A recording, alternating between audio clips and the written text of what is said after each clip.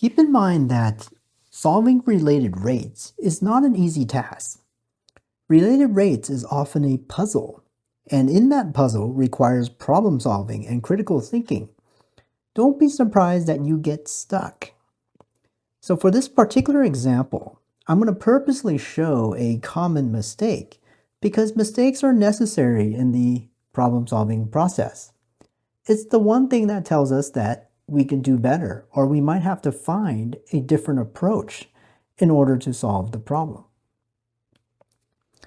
This problem describes an inverted conical water tank. And that tank is inverted, meaning it looks like a cone where the pointy end is actually pointing down. Once again, I'm going to split my paper in half. And I like to draw two pictures. The first picture is often a standstill picture, and then the second picture is actually capturing a moment or an instance in the specific scenario.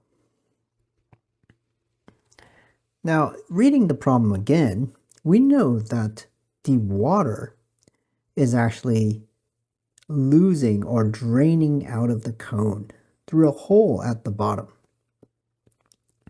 So I'm going to draw a cone here of the tank. So the tank is about that. My scale might not be perfect, so I'm going to use NTS here, not to scale. Now I do know that this radius up here of the tank is actually fixed. So I could label that as r equals 6. It's actually not changing. I have a height here of the tank to be 12. Now, what is changing?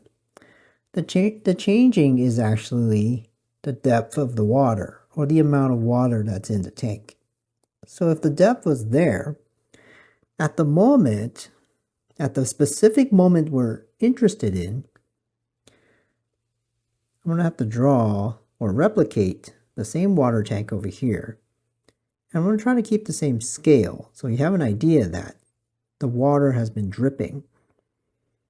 And the depth is now 3 feet, which is a quarter of the way. So halfway is about 6. A quarter would be right about here. So that gives you a better visual that the water has been draining or dripping out at the bottom of the water tank. Now, a typical relationship here would be volume, radius, and the height of the water. So we're all interested in the volume, the radius, and height, which in this case, another word for that is the depth of the water. Now notice this is all talking about right here. We'll go ahead and establish that relationship.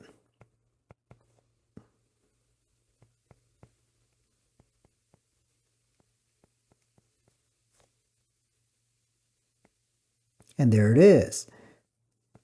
Notice there are 3 functions of time.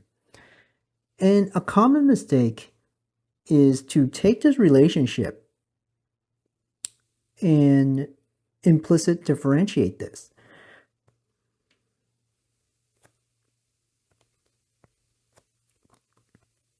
Just got to remember there are 3 functions of time.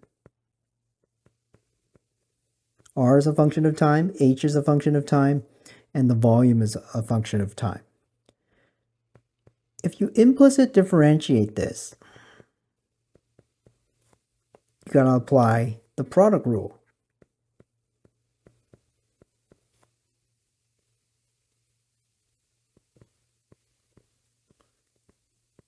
And you might be able, or you might be tempted to, move this to the moment side. But you go back and you read the problem, and you realize that the only rate of change you're given is the volume, which is dV dt. There's no indication of these other rates. There's no dr dt, and there's no dH dt. So we're actually stuck. And that's what tells you that you made a mistake in the process. But this mistake is necessary because it makes you now turn your skills of algebra, geometry, and trig into better use. So in the first picture, what we want to do is consider two triangles in here. There's actually two triangles in there, and we're going to go ahead and pull that out. I'm going to go ahead and erase this part here. We're not going to need that anymore. I'm going to try a different approach.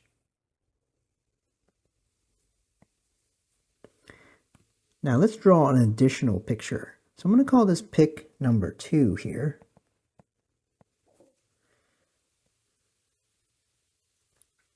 And this pic number 2 is actually a triangle with another triangle inside. And that other triangle inside will indicate the depth of the water. We also have the radius of the water. So you have to picture the water as another cone right here. Right here is water, and it's in the shape of another cone. That means right here is the radius of that cone, and then right here is going to be the height of that cone.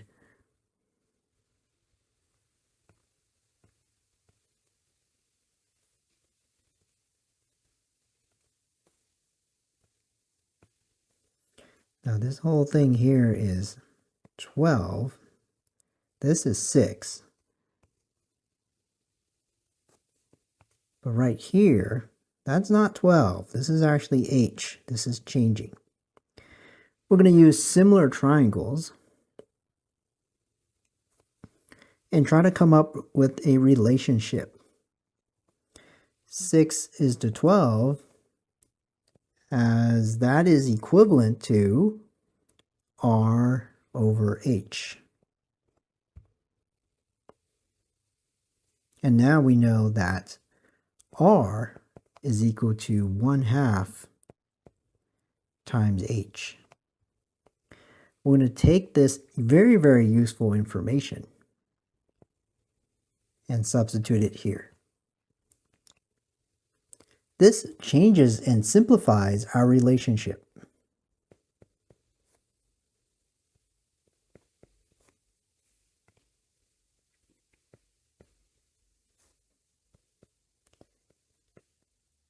And from here, we are on our way to finding the necessary information.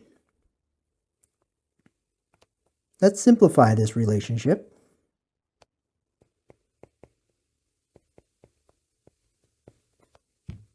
And we could implicit differentiate with respect to time.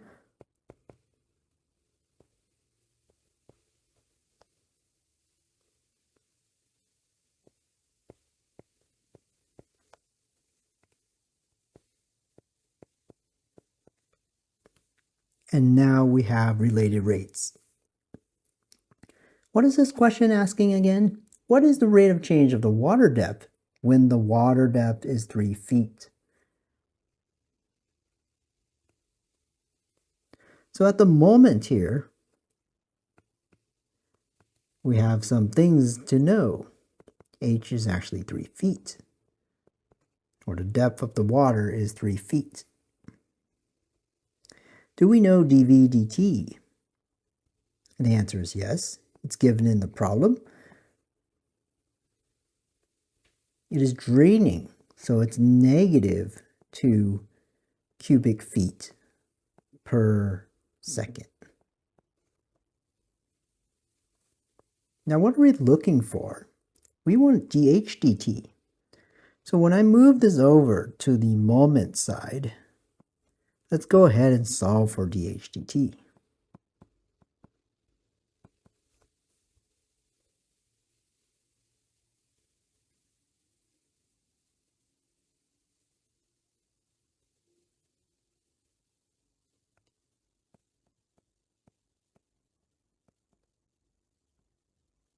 Four times dV dt is in the numerator, and then we have pi h squared in the denominator, as long as h is not equal to 0, and we know it's not. We know it's actually 3.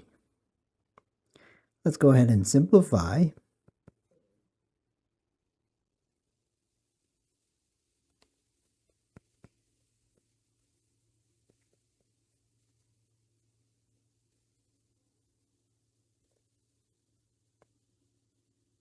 And we just need our units.